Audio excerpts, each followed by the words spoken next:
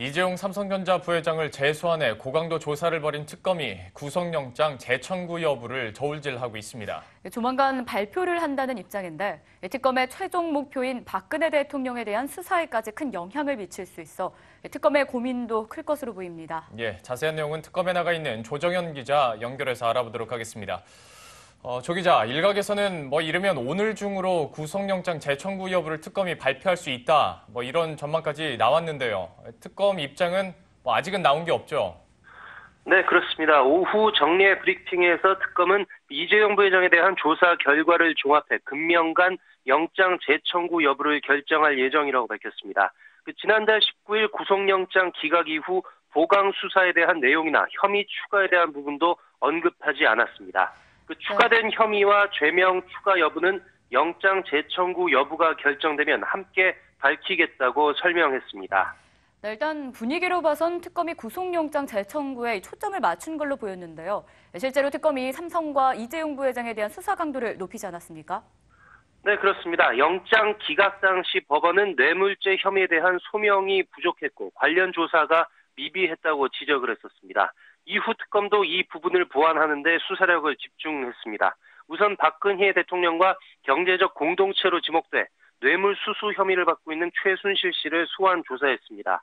박 대통령과 삼성 간의 연결 고리로 지목받는 안종범 전 청와대 정책조정수석의 수첩 39건을 확보해 분석하기도 했습니다.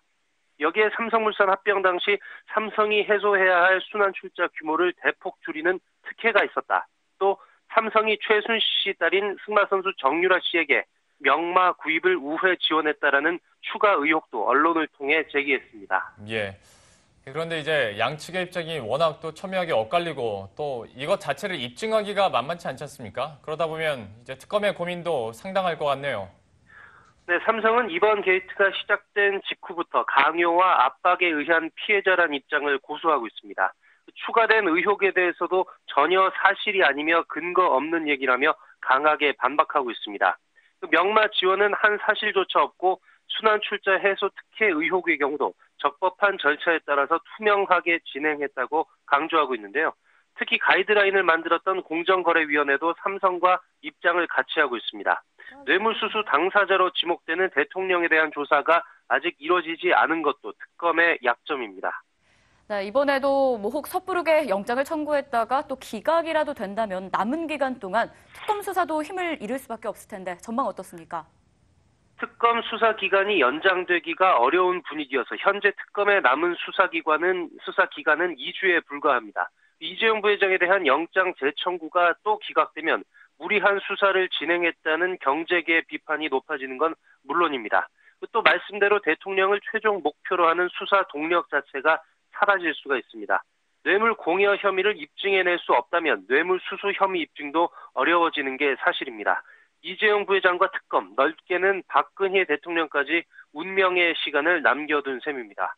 한편 특검은 SK와 롯데, CJ 등 다른 대기업에 대한 수사는 남은 기간을 고려했을 때 현실적으로 불가능하다고 밝혔습니다.